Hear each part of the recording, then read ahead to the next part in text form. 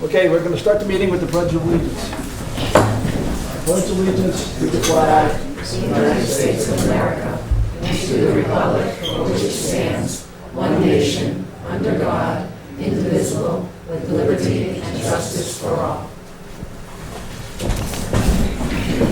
In accordance with the Mass General Law, Chapter 38, Section 20F, this meeting is being recorded. The first order of business is a continued petition on an application of Derek R. Pacheco for a special permit to convert an existing structure into a one-level detached one-bedroom accessory apartment not greater than 850 square feet, as allowed by zoning bylaw 9, section 952. Subject property is located at 14 Miracle Lane, Westport, Mass, and it's shown on Assessor's Map 33, Lot 2D. Now, I'm going to read something else.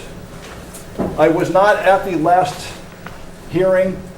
I have watched the video twice, and if you guys were here, you know how long that was. I read the meeting minutes. I looked at all the documentation for both of the hearings we're going to hear tonight, and I have certified that I have done so, and it has been certified by the town clerk. So according to state and Westport bylaws, I'm therefore eligible to not only chair this meeting, but become a voting member. So the voting members will be the standard members of Jerry, Barbara, myself, Roger, Constance, and Ray. So with that said, Anna, you're on the line now. They can't be here tonight for medical issues, so we're just going to do this over the phone. And I believe, Anna, you're going to ask for a continuance? Yes, I am. Okay, we did receive... Excuse me, before you start, Mr. Chairman, Yes. the voting members in the previous meeting, who were they? Why? I'm sorry? The voting members in the previous meeting, who was identified? Jerry? If they were all here, it would have been in them. All of us, and except Yeah. I think Jim maybe. Yes. Right. Who were the voting members? I'm sorry, I didn't hear. I believe for the meetings that was last month, the last meeting was Jerry, Barbara, Constance, Ray, and Jim, you. Correct, because I wasn't here and you weren't here. Right. So that's irrelevant. When I do a meeting, the chairman decides who the voting members will be for whatever position is. And generally it is the 5 standard members. And I spent like 2 days reviewing all this stuff, so I'm going to vote. And this is for 14 Miracle Lane. This is for both of them. This will be for... No, I'm talking This about is- on the... This one Oh, here. yes, Yeah. yes. this Anna point. is for 14 Miracle Lane. And I think we do have a... Did you see this, Constance? Yes. This one? Yes. Okay. We have a letter from the board. Maria, I think you sent me a... That is okay. why it's continued. This is why I have... Oh, okay. There was an email, but I think... This one, there you go. Okay, there was an email sent from Anna Pacheco October 26th today regarding 14 Miracle Lane, Westport, Mass. On behalf of Jerry Pacheco, I, Anna Pacheco, am requesting well, it's actually not a continuous, it's a continuation. We are exposed to COVID, and as a result, we have not been able to leave our home. We request that the board grant us time to get the info needed to complete this application. Thank you for your time, Anna Pacheco. So that will go into the record. Now, and we will certainly we will vote on that. But before we do that, I want to make sure you understand. I mean, the issues I believe up to date has been all septic system related. Is that correct? Correct, and number of bedrooms. Right. So we had the Title V inspection, and the last time that we were there, the town had not physically received it. Okay, I'm going to read something else in this. Maria, this from you? Yeah. Yes. I'm going to read something that Maria sent a few days ago. Matt Armendo, who is the health department, and this was October 20th, 2022, so it's 6 days ago, called to say that he, I'm sorry, we were away, and that was the issue I was having. Someone was trying to reach me, but we were away, and this is why we were exposed to COVID. We were away for a family wedding. Right, okay. And I understand. we're- I understand why he couldn't get a hold of you, but there is some other information in here that I think that is pertinent. So, he said that he tried to call you and Pacheco and couldn't leave a message because the phone had no voicemail. Okay, that's understandable. He said he looked at the Title V inspection this morning, which he finds to be an issue. He needs to contact the inspector to determine whether he actually went to the house to check how many bedrooms are in the house. He also said he understands there may be a discrepancy with the assessor's records that indicate 4 bedrooms, not 3 bedrooms, as the Pachecos have said. Also, Matt said that it has been difficult dealing with Mr. Pacheco. The house would need to have only 2 bedrooms in order for the Board of Health to approve the 3-bedroom septic system, assuming the Title V inspection is confirmed to be accurate. Matt said he would contact me if he hears anything further. I said I would let him know if I hear from the Pachecos, whom I have emailed this morning to contact me with the status. October 25, 2022, Matt came by my office, said he has not heard from the Pachecos at all. I said I had not either, but that was before I received an email from Anna Pacheco stating they could not attend the hearing on October 26, 2022. So I believe that's all the paperwork that we've received regarding this. This is for, no, this is the other one. So there's still an issue with the septic that's going to have to resolve. Now, the other thing so we are going to vote on a continuation, but I want to advise you, this is the last time that this board is going to allow a continuation on this matter. This would now have been, what, the 4th time? So the next one is the last continuation we will allow. And in saying that, I want to make sure that you understand that not only is it septic system that you have to be concerned about, there are regulations in the zoning bylaws, that's section 952, sections A through J, that you are going to also have to comply with. Things like no more than 1 bedroom, no more than 2 people, adequate parking. Have you seen that document at all? No, that's the first, this is the first time I'm hearing about any of this. That was But concerning all those other issues. Okay, well, We gave her a copy. our secretary said, our clerk said that you have a copy of this, and we'll send you another copy. I'm going to very quickly read through them, just so that we all understand what you will be responsible for in the next hearing, because the next hearing is going to be it. You're either going to have to withdraw, or we are going to vote on the petition. So, there are A through J requirements for a detached accessory apartment. Approval from the Board of Health. I'm sorry, I'm in the wrong way. Here we go. A is, shall be complete separate housing unit containing kitchen, living room, a bathroom, and a maximum of 1 bedroom, and only 1 accessory apartment may be created within a single-family dwelling or house lot. B is the detached accessory apartment shall be occupied by no more than 2 persons. I mean, if you were here, we would be going over this, but I want you to hear all this and go through your paperwork. If you don't have a copy of it, we can send you another copy. C is that the owners of the property in which the detached accessory apartment must occupy at least one of the dwelling units. So you can either occupy the house or you can occupy the apartment. But the owner has to occupy one of the 2 dwellings. The gross floor of the accessory apartment shall not be greater than 900 square feet.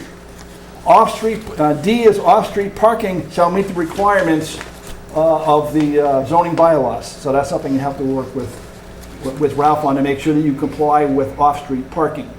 Any new construction shall be in accordance with the current height and setback requirements for the district in which it's located.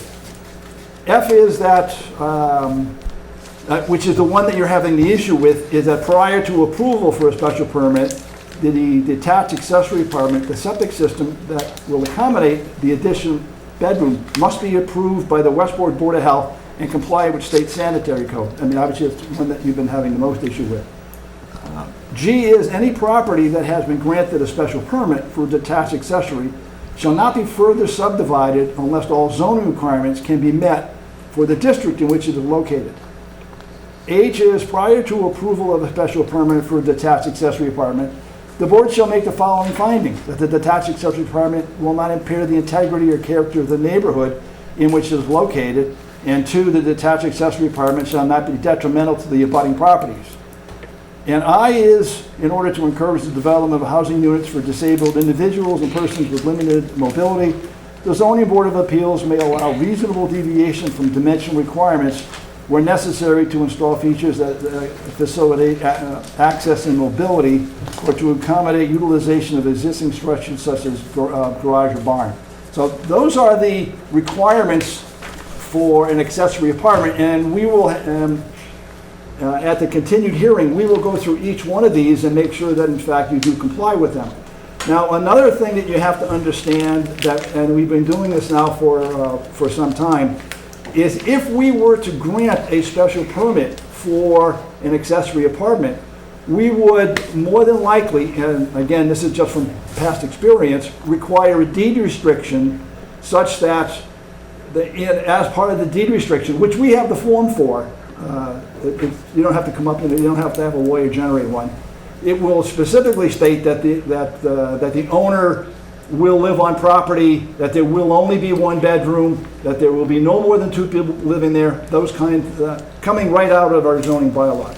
Right? I want you to understand all that, because the next hearing, we're going to make a decision one way or another. So you should understand all the requirements before we get to that hearing. So, do you have any questions before I continue? No, I do, and I appreciate your time, and I will get into, I've been trying actually since I came back to get in touch with someone in the health department, but I haven't been able, there's a couple of people, and I really don't know who to leave a message for, and I've left it, and no one has called me back. I know they tried calling me on Friday, and that's when I was having issues with the phone. No Wi-Fi service, kept dropping the calls. Mm-hmm. So, but that's what I'll be taking care of the rest of the week. Okay. Let me see.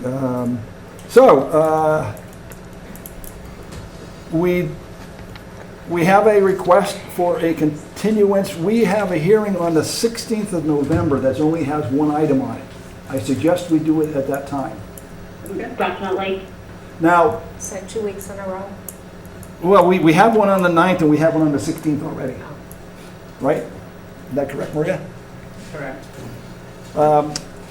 I also want to remind you, and I think this was probably brought up before, that if in fact you have, this is going to take much longer than the next hearing, which we're proposing to be the 16th of November, you at any time can withdraw without prejudice.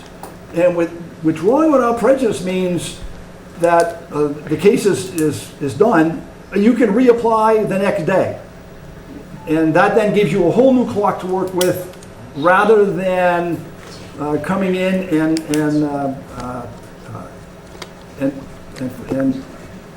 not necessarily prepared to do everything and having us vote on something that you're not necessarily prepared for. I just want to make sure that you understand that you have that option. I'm not telling you should do it or shouldn't do it. Could I just clarify that? You said that she could withdraw.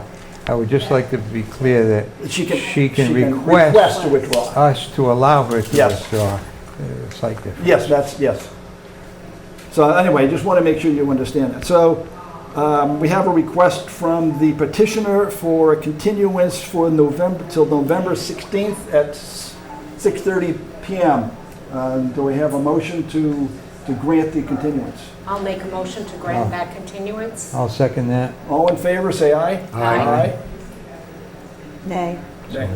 Okay, that's perfectly fine. 60. The vote is 4-1, with the aye being Ray Catino, Barbara Pontalillo, myself, Raj Menard, Ray Elias, and the nay being Constance Key. That passes. It only required a majority vote. So we will reconvene this hearing on November 16th. Okay, Anna, Okay, thank you so much. Okay. Appreciate the time. you're welcome. Thank you. I guess we're off, right? Okay.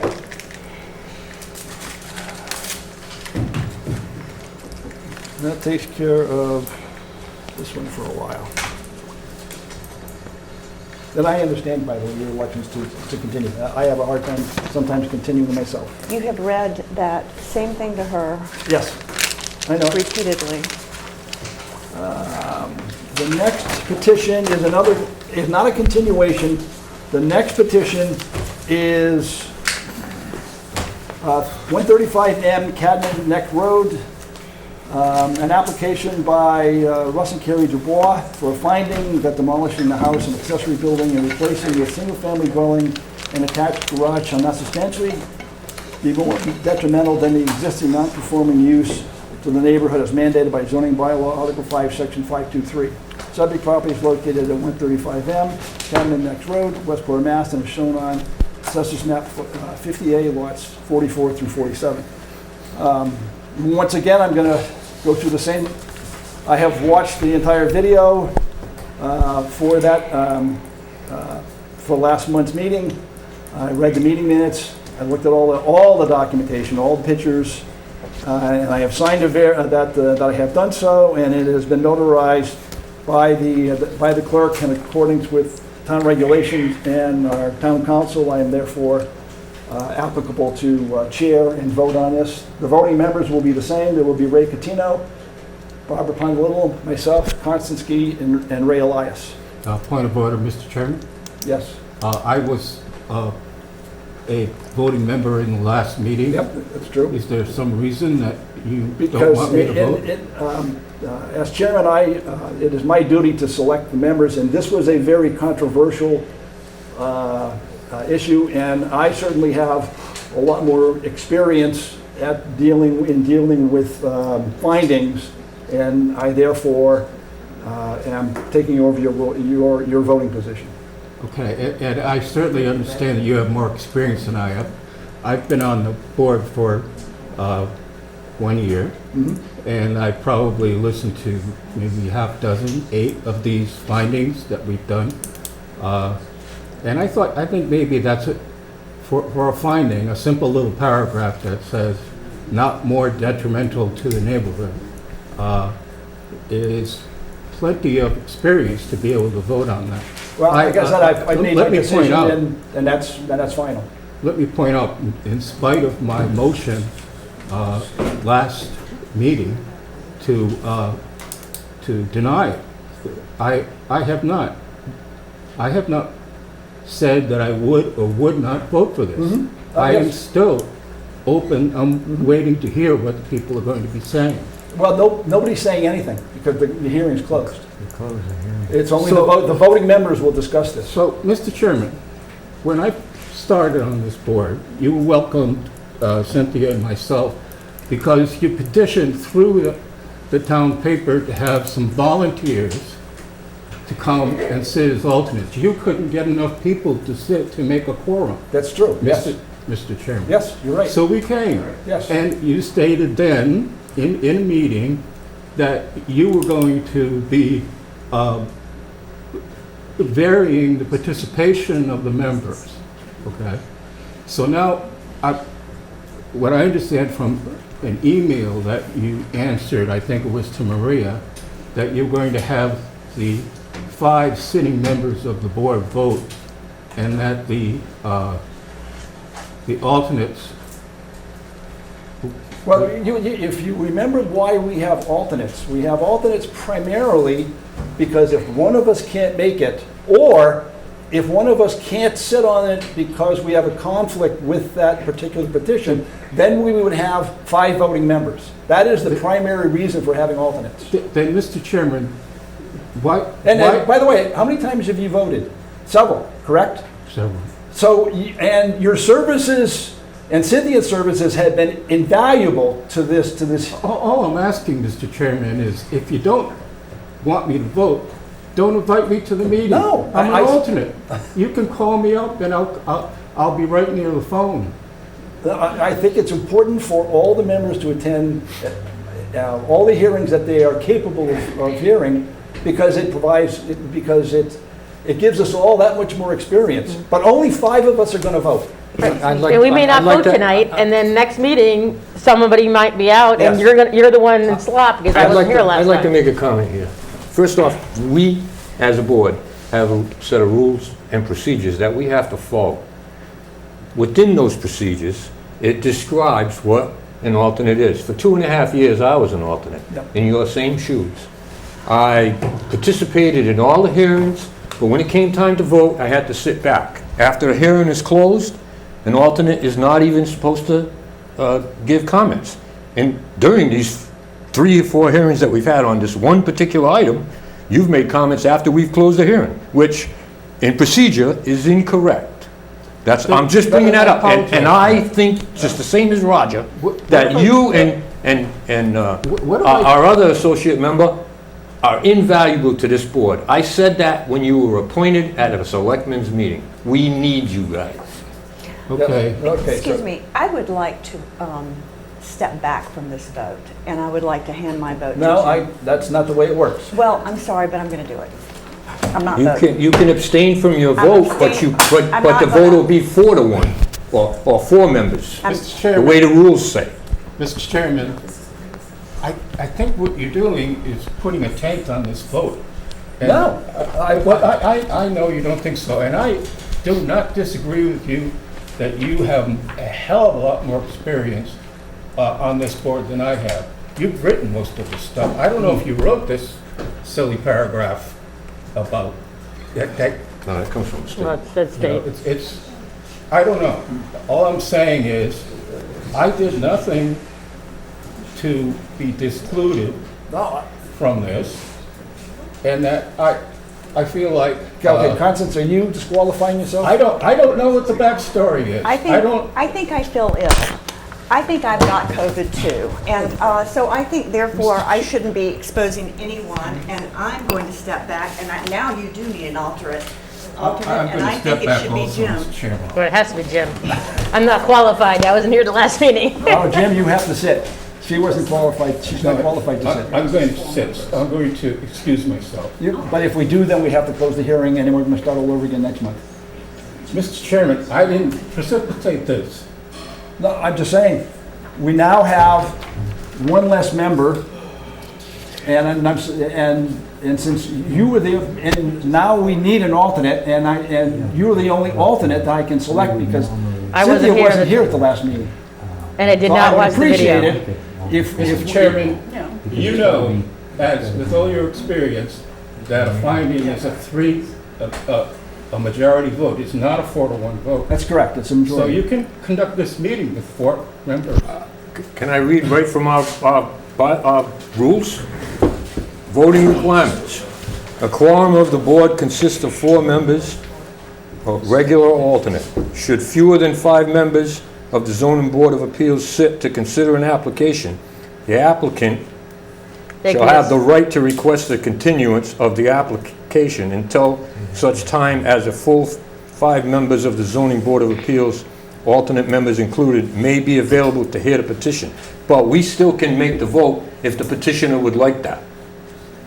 Once we give them the choice. Correct. We can give the I'm not going to petitioner. leave, Mr. Chairman. I'm going to sit with the other non-voting people back here.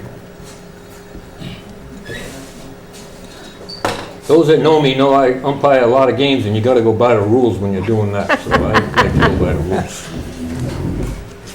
Okay, we have 4 voting members. Whew, I guess I should have brought those nips. Mr. Dubois, I'm going to give you the option of, Yes, we would like you to vote. we'll vote. I think Good. everyone in this room would like. Yes, I want to get this over with. We like seeing you, but. Okay, Could you be clear? We like seeing you Could you be- guys too. Could you be clear Yeah. with them that we've closed the hearing? Yes. And there's not right, input? yes. So we closed the hearing at the last meeting. That means there's no input from anybody else. By the way, we are allowed to ask a question for clarification, or if we want to put a condition on something, so we're allowed to ask you a question, but we can't put input from anyone. Could I add to that, But- that hearing, for those of you who are here, you know that we allowed everyone to speak. Some people spoke more than once. And I kept asking, does anyone else have anything to say or ask? And after that was all done, then we vote to close the hearing, which means that we don't get further input. So I want to be clear that everyone was given a chance to report. Okay, I know, again, after listening to hours of discussion, I mean, I've heard what everybody else has said. I'd like to I actually took notes as I went through the 3.5-hour session last time. Here are just my top-level notes. First of all, there was a lot of discussion about this being an historic area. It is not a historic area. There was a lot of discussion. It used to be a campground. And actually, it turns out all of my neighborhood was a campground back 20 years ago. All of my neighborhood are now houses, and they're all varying sizes. So all I can say is times change, and we have to sort of go with the change. This lot actually is a combination of 3 smaller lots. Is that not correct? As such, the property could actually have supported 3 houses legally. There could be 3 houses on those lots.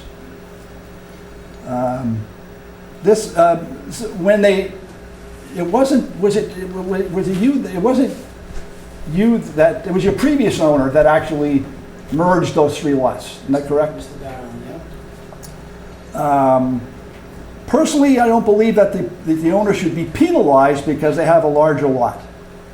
Currently, there are 2 buildings on the property. I know there was a lot of discussion that there's a house and a boathouse. But both of those structures are being eliminated and being replaced with a single structure. Now, the single structure is bigger than the 2 that were being eliminated. I understand that.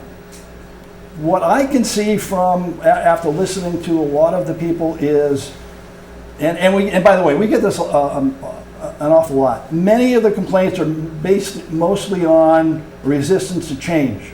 I understand that. No, that's, people don't like change. And I understand that. I would say the same thing in my neighborhood. And I'm going to talk now about what Jeff Blake, our town council, had recommended. He had said that there's no obvious issue with the proposal. It does not appear to impact traffic or safety or anything tangible. And I'm also going to read something that he just sent me today.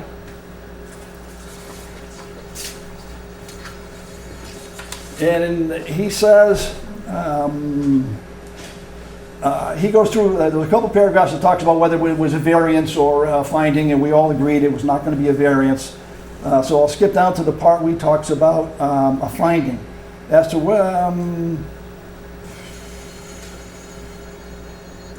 whether it is substantially more detrimental than the existing use to the neighborhood, it is a question for the board.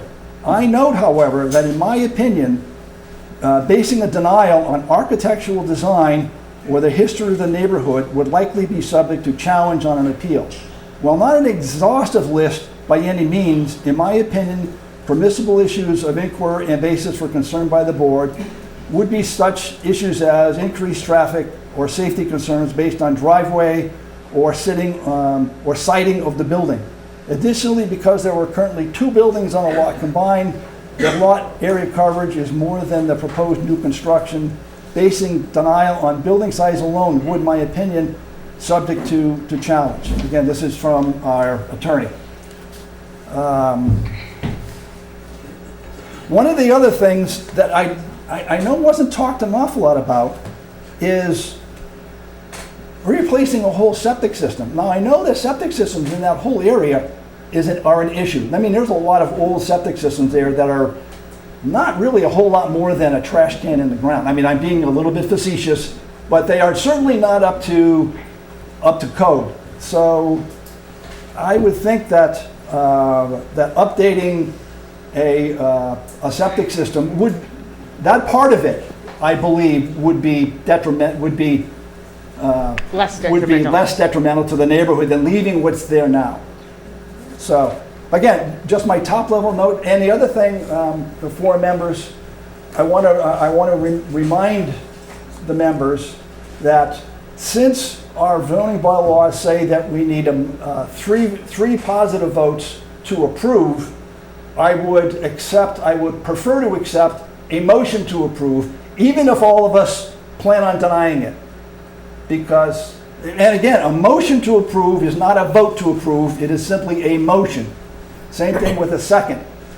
That, for a couple of reasons, it is always better to vote on the positive side, even if everybody's against, to make a motion to accept rather than a motion to reject, because it gets confusing when you on how you reject it. Not only that, but if we make a motion to accept, again, even if we are all against it, and I don't know how people are going to vote, we can also then put conditions on the acceptance that you can't do if we make a motion to deny. So if we make a motion to accept, we can put conditions on the acceptance. We can't do that if we have a motion to deny. And then if for some reason the deny is overturned, then we're stuck with nothing. So based on legal counsel advice, we try and always make a motion to approve. So, and again, that, I listen to all of you, so now I'd like to hear, what everybody has to say before I even ask for a motion. I personally do not find that this is more detrimental to the neighborhood. I am a frequenter there. I walk with my dogs all the time. I think this would not be more detrimental, just the fact that it's going to be moved off the street back however many feet this new setback will be. And I think it's the way of the world that each one is changing. So I think it will not be more detrimental to that particular neighborhood. I find that in the immediate neighborhood of this house, proposed house, is there are a few small places. But I also found that Cabin's Neck certainly has much larger houses and is not detrimental to have that. As a matter of fact, some of the people I think that are here are living in houses that have been expanded from those little cottagey things that were there. I personally like those little cottages. I think 4 or 5 that are left, but it can't stay that way forever, as has been seen by the fact that all those other houses have been there. And I actually, as far as the septic, I think that's an advantage to the town, especially, I mean, you've seen the recent changes of Board of Health rules requiring now the nitrate reducing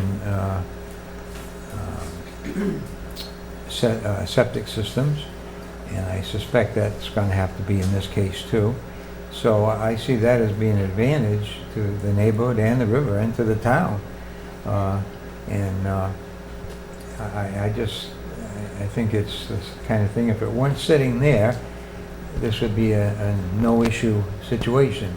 But I think that, as I say, many houses there have been changed.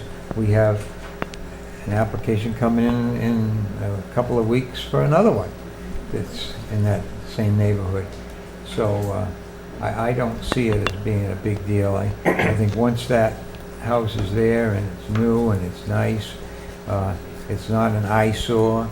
I think it'll just be accepted like every other house that's been expanded. So I don't see an issue with it. I know that people have their emotional concerns about the neighborhood where they live. Some of them live outside of the immediate Sunrise Ave, most of them, but I don't see it as being a detriment at all.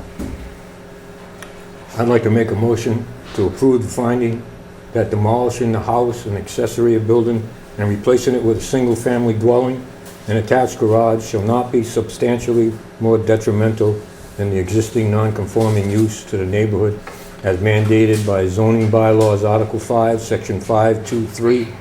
The subject property is located at 135M Cadman's Neck, Westport, Mass., and is owned by Russell DuBois and Carrie DuBois. Before I make a second, is there any stipulations that any board members, other than we usually stipulate in accordance with the plans provided and testimony given testimony given? So moved. at this hearing. I don't think so. I mean, I want to make sure that there's no further setbacks, but that's already in the plan. So by stipulating per plan, we're fine with that. So I don't think there's anything special about this one that would require any special conditions. I saw some reference to an aquifer thing in somebody's communication, but that was never an issue that was brought up heavily in our discussion. So. Okay, so, I mean, generally, we don't usually include conditions on findings, but Right. Certainly the plans are a condition. All right, do I have a second? Second. All in favor, say aye. Aye. All opposed, no. Let the record show it's unanimous. There is a 20-day wait period, so don't start knocking things down for 20 days. You know, maybe you'll come by in 6 months and see how you guys are doing. Good luck to you. What was Ray's motion? He read that right off of, he read it right off. He just said motion to grant, and then he read it right off of the petition. Okay, and that it would not. That it was not more substantially, right? I mean, that's what I said.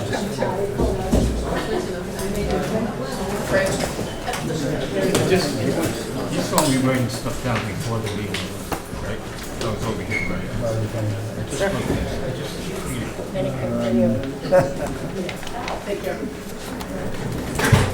Okay, the third, let me get my paperwork out of the way here first.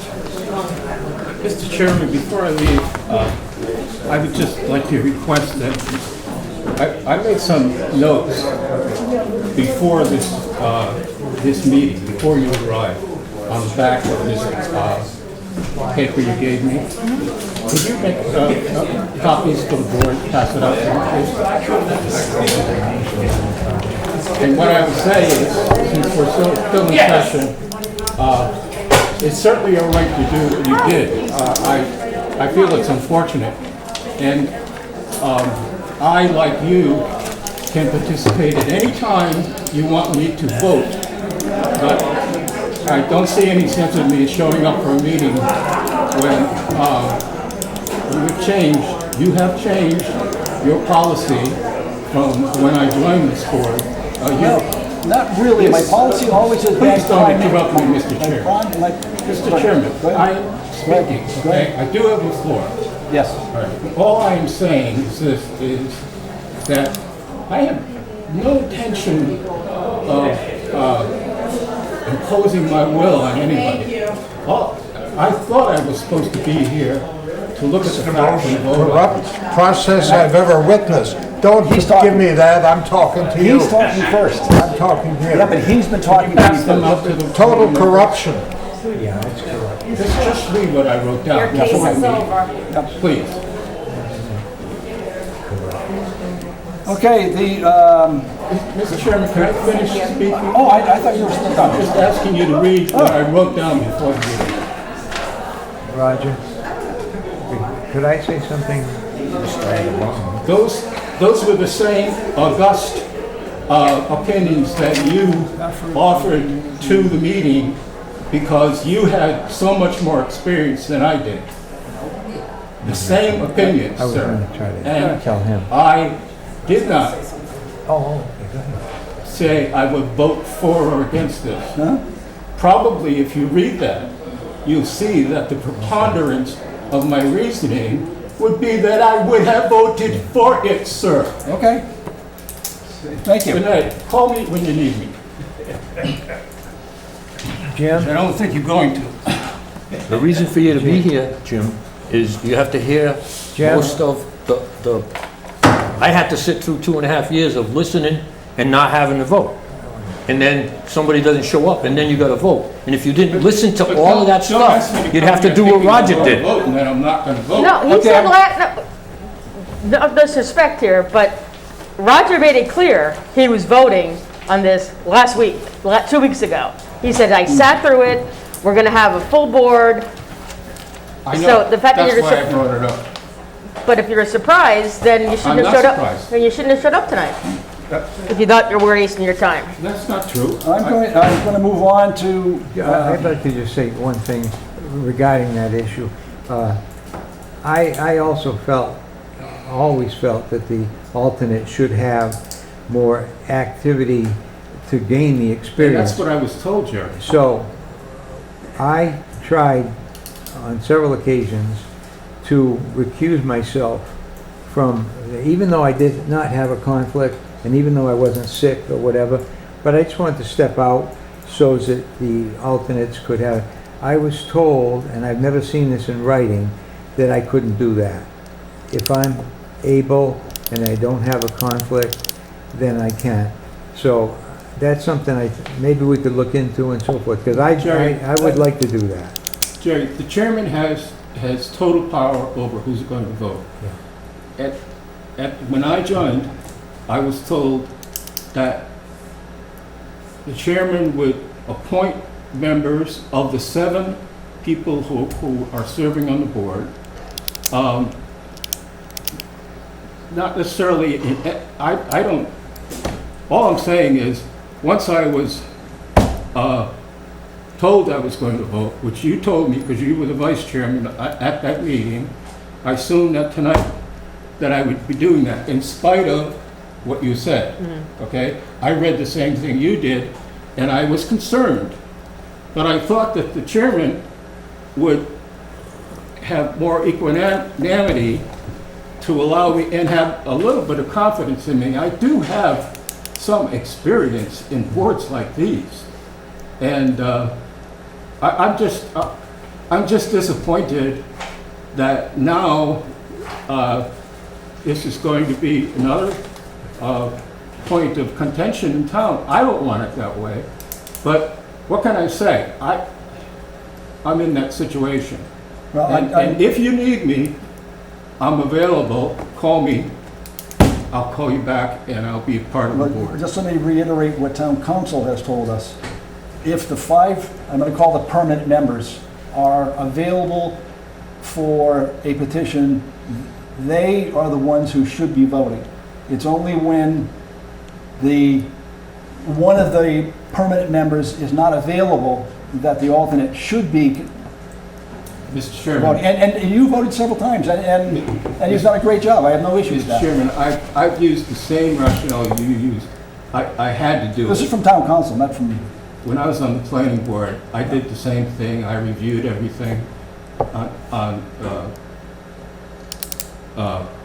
online, and then I was eligible. I signed a certificate that I'd done that, and I voted. There was no controversy about it, okay?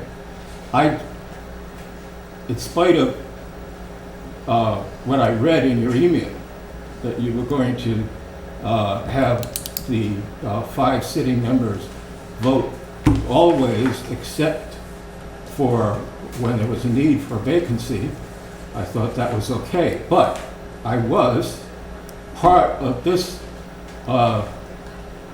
voting group,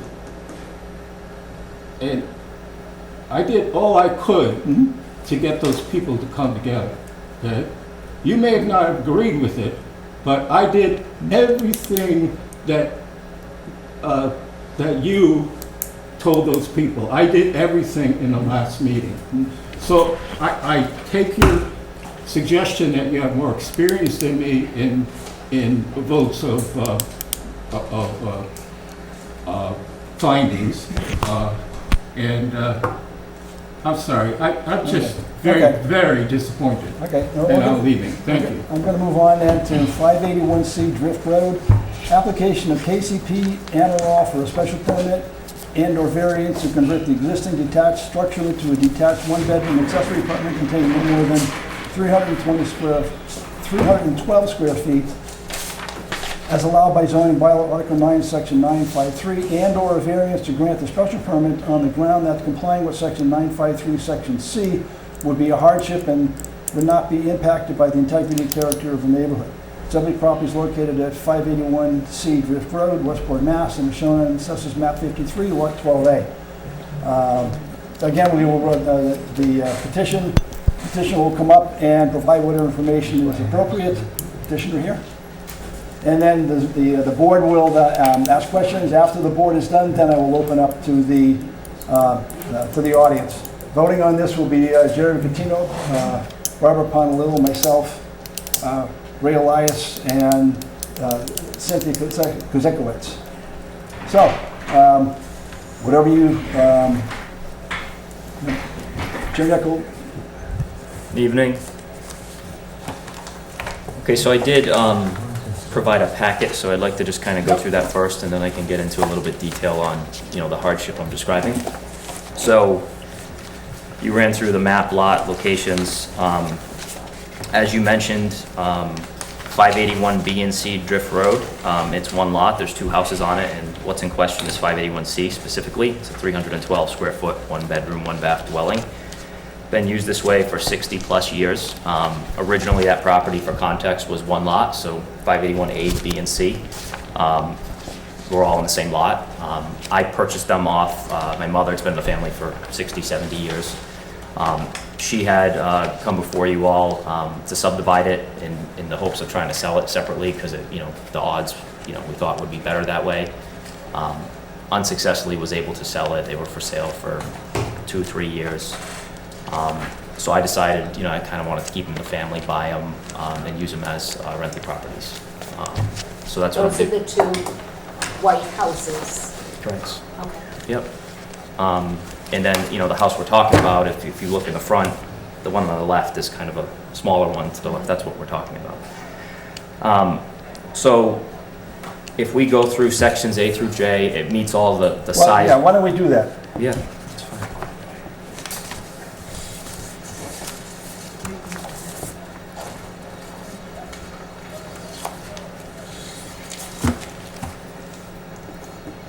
Do you want me to go through? Or Yes. Do you want Okay.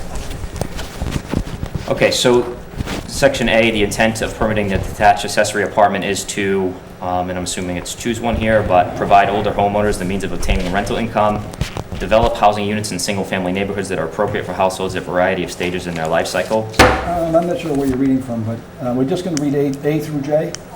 Okay. 923. 953. 953, I'm sorry. Do you mind reading them and I can answer to them? Because I Yeah. might have printed the wrong thing. Yeah. I apologize. Sure, you got the older one. It's what I found it online earlier, but I might have been I the other emailed one. it to you. You did, you're right. We had a lot of emails. Nice to meet you. All right, so A, the detached accessory apartment will be a complete separate housekeeping unit containing a kitchen, living room, a bathroom, and a maximum of one bedroom. Only one accessory apartment may be created within a single-family dwelling or house lot. It's already, and by the way, I'm not asking to do anything. I'm just asking to maintain what's there. It's already that way. The attached accessory apartment shall be occupied by no more than 2 persons. 1 person. It always has been. I have a guy in there. He's been there for 7 years. Wants to stay there till he dies. It's affordable. He just his parents are in their 90s. They live over here. It's convenient for him to take care of them. So, anyways, 1 person. The owners of the property in which the detailed accessory apartment is created must occupy at least one of the dwelling units. That's the problem, and we can talk about that in a bit. That's what you need a variance for, Correct. okay? The gross floor area of the detached unit is no greater than 900 square feet, not even close. Off-street parking, there's plenty of sufficient parking. There's a parking area behind those houses for plenty of cars for all of them. It's a shared, the property line goes down the middle, but it's a lot. You could fit easily 10, 12 cars in there if you had to. Any new construction shall be in accordance with current height and setback requirements. There is no new construction, so I think we're fine there. Prior to approval of the special permit for a detached accessory apartment, the septic system will accommodate the additional bedroom, and it must be approved by the Westport Board of Health. So in your packet, there's a email from Matt Armendo. When the properties were subdivided, 2 brand-new septic systems were put in. So 581A we're not talking about, but that's a 2-bedroom system, it's brand new. And then for 581B and C, a 4-bedroom system was put in, so it's 3 bedrooms in the main house and 1 bedroom in this house. So it was designed, approved, and Ralph, do you know anything about that? That's Board of Health. Yes. Okay, you don't know What do anything you about the mean by the septic main system? house? The house way in the back? No, so you look at it from the road, the 581B is the 3-bedroom one, and then the little one that we're talking about. A shed. Well, it's a Well, house, what- yeah. But there's 4 bedrooms between 3 bedrooms in the largest house there, and then 1 bedroom in what we're talking about. And it's a 4-bedroom septic system, and if you look at all the plans, and it's actually in there, it references 581C, and that was approved because it's 1 bedroom in there and 3 in 581B. So that septic system, You said there's a letter from, Yeah. It's in there. This one? I don't have any of this thing. Okay.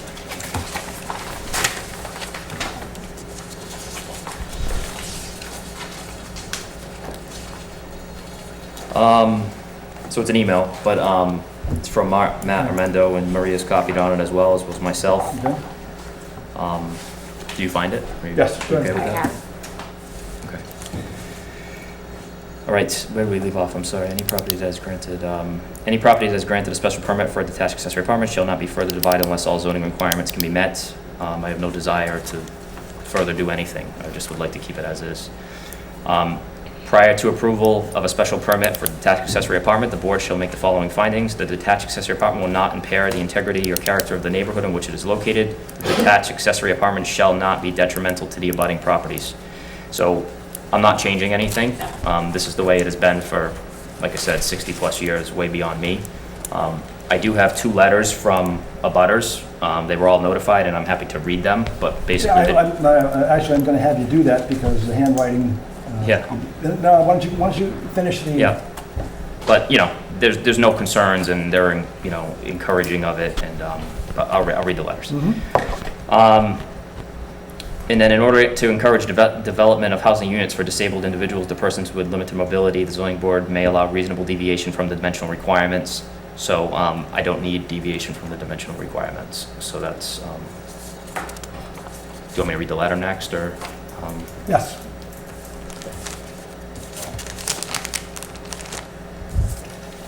This? Yeah, I got it. Thank you. Okay, so the first one is from Sandra Thurston. So she owns the, basically the property between the Smith's fruit stand and ours. Okay. I guess they recently bought that off. She bought it off her parents. So dear Town of Westport Zoning Board, to whom it may concern, I, Sandra Thurston, have no issues with KCP Emerald making the 1-bedroom apartment. Delightful neighbor, works very hard to keep his yard clean and very neat. I'm proud to be his neighbor. Unfortunately, I'm working in Worcester, Mass. and cannot make the hearing.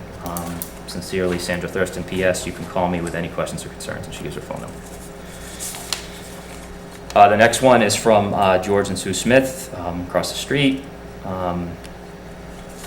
George and I wish, this is tough, but we would let Casey have the permit he needs, as he would like to keep the property in his family.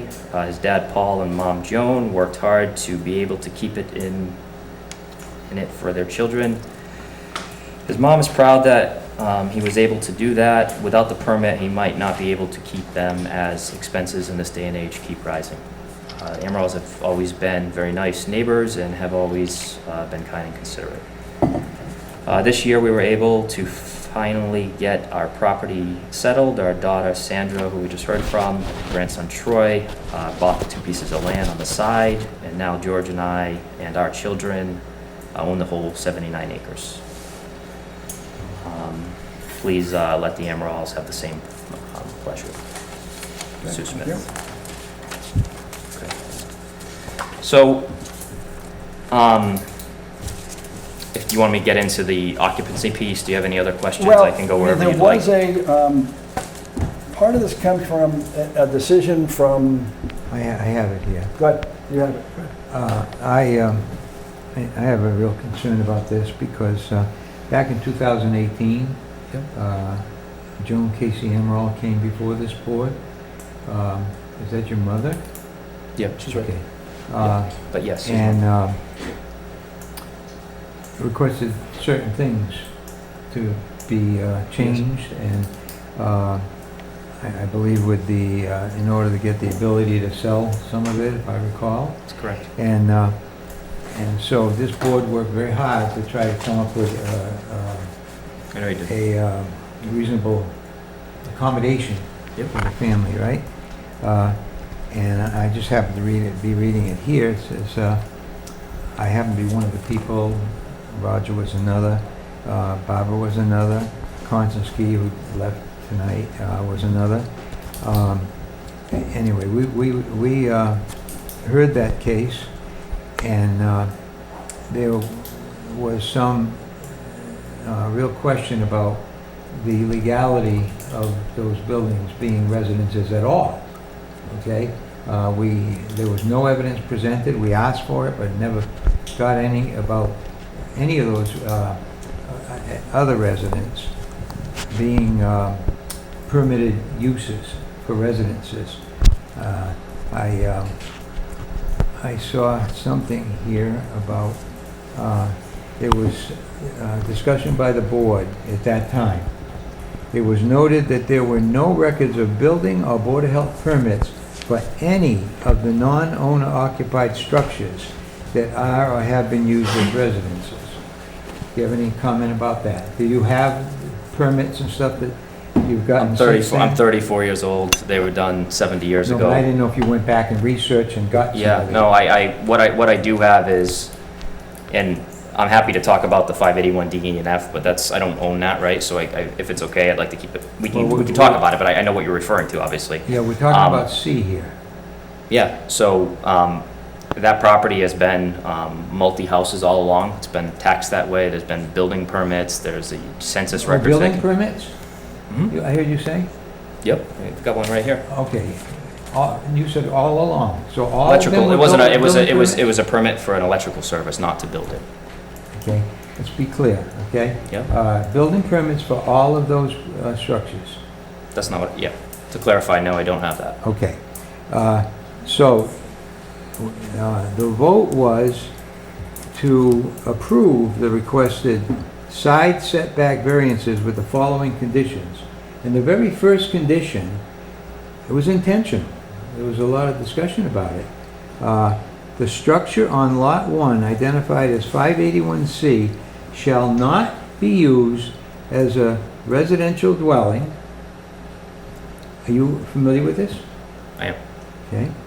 And any and all kitchen facilities must be completely removed and never exist in the future unless legally allowed. Okay? Now, these are items that were intended to be built without permits, without inspections, just simply built and rented. Okay? Now, there could be unsafe issues there. We don't know that because it was never inspected, never permitted. Do you have I'm sure you don't have a certificate of occupancy that shows that the building department has found that everything was done properly and that you can now have residences there, okay? So that was 4 years ago. And to this date, I assume because we've been following this along, building inspector has indicated, as the zoning enforcement officer, he has attempted to have you remove that sink, which was stipulated 4 years ago. And Not his- by me, I didn't know it then. That's. Not by you, that's but irrelevant. as a condition of us approving. that. You That's don't- very fair. You And don't there pick was and no- choose which of these I get it. things you want to accept. You want to accept the other part where you could sell off the property, but not do this one. So what are you doing about this? That's what we're here to talk about. Huh? That's what we're talking about tonight. Well, what we're talking about, no. What I we're tried- talking I about tried right to s- now is you're here to get an approval for a detached unit to be legal. That's what you're here for. Yep, because I was told. And, yeah, go ahead. So originally, when I had contacted Maria, I had asked to revisit this, right? So, and I was told because long over 20 days had gone by, I couldn't do that. So I needed to kind of start from fresh, and this was the way to go about it. I don't fully understand that because if you look at the records, this was revisited a year and a half later, before I owned it, right? And it was over the separate driveway. It was a And that- driveway, And that correct. condition was removed, which the driveway was put in anyway, so But that's a this moot point. condition was never removed. I completely understand that, but given the situation and the fact that the whole point of dividing these was to sell them separately, and it didn't happen. Honestly, if I could go back, I would have never came to you guys. I would have left it as one lot, and it would have been no problem, right? The thought was to sell it separately. At the time, I wasn't in the position to buy these, right? And after seeing them not sell and you know, just kind of considering things, I mean, you got to understand, like, this is my childhood home, right? Like, I grew up here. I mowed that lawn since I was 6 years old. I watched my father go out in an ambulance and never come back between those two houses. You know what I mean? This is highly emotional, right? Like, I'm not in this some slumlord to make money. I mean, I basically clear $2,000 a year off these properties. I'm just trying to keep them going, and you know, I'm proud of it. But it's a fair point. It was also never addressed until I bought them, and I'm just a little unclear why. So you're right, 4 years went by. And the point, every time I've applied, you know, I've been told, don't bother because you don't live there. Like, I have it documented actually, right? And that was always the concern, you don't live there. And I can explain. Could you clarify Because it's that, in the- please? Because it's in the bylaws. Yeah. But who lives there? You have a tenant in the single guy, and who lives in the main house? Other tenants, Okay. You rent out both. correct. And you do realize the one you're renting out, you've been illegally renting out for the past several years. Correct? Well, it's never been decommissioned as a house, but based on what Jerry read, yes. Okay. Did you want to say something that's going to clarify this? wait, yeah, I'm dying, but. Okay, all right. I'll wait Don't my die. turn. All right, No, well, we are concerned Hey, Father, you don't need. about, you know, we volunteer our time to do this, and we try to do it properly. We specifically put that in there for a reason, because these were not permitted.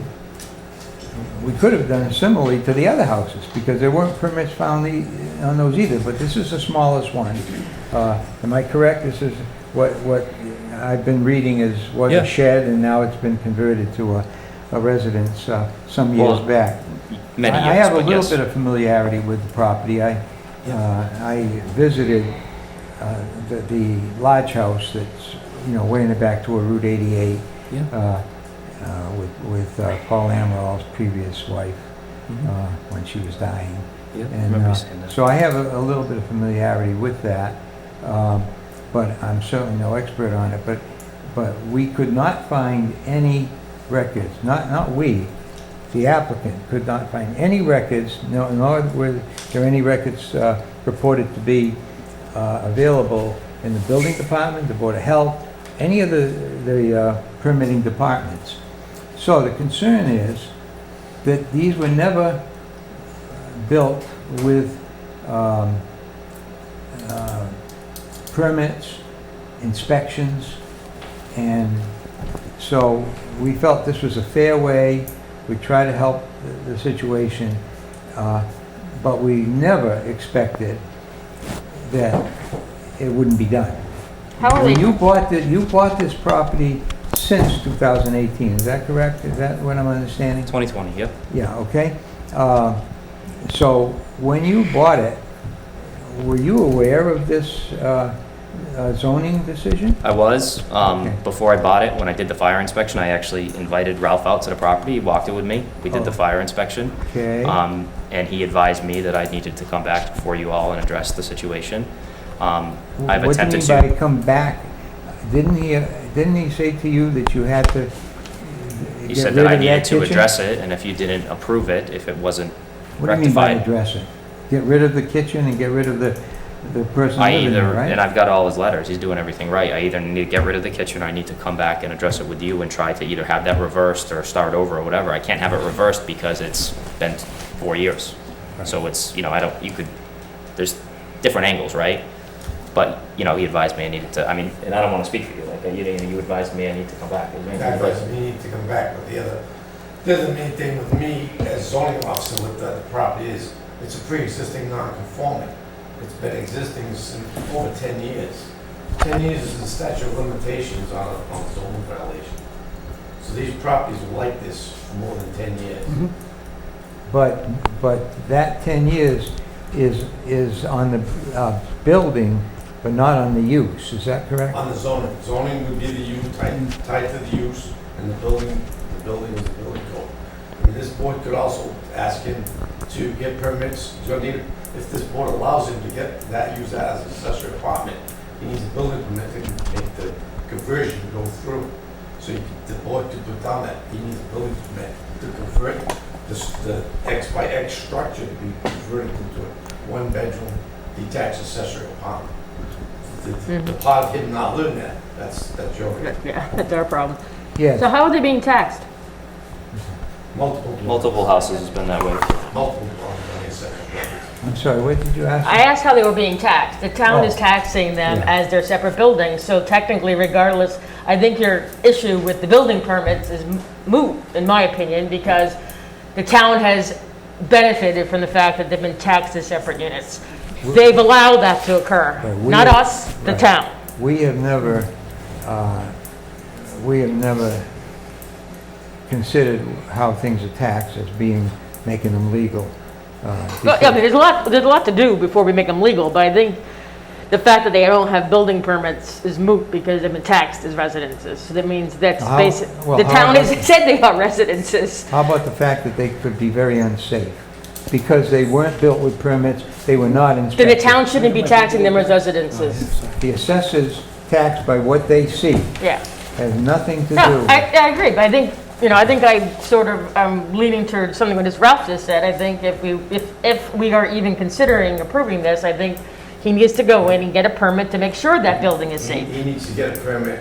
He'd want to make sure it's safe. You don't want Building stuff, to yeah. convert the existing dwelling to a detached accessory apartment. You would have to hire a licensed plumber who would then come to my office, get a plumbing permit to check out the plumbing, to make sure it's vented out properly, to make sure it's installed properly. You would also have to go to the electrical, hire a licensed electrician to go over the electric, to make sure that's all legitimate. And then the Board of Health has to sign off on that. Right. From what I understand, the Board of Health is already all set with the septic system. Well, that's where I'm leading to Right. here, is the fact that these things need to be done safely Right. and in the interest of public health and so forth. Correct. And so at the very least, But I haven't, if we were to do this, they would have to be upgraded or whatever's needed Whatever to, work has to be done to them to make them correct Correct. by the code. but I want to be For safety, clear life that safety. they were not permitted when they were built. If they were, you wouldn't need to do it now. I have a question.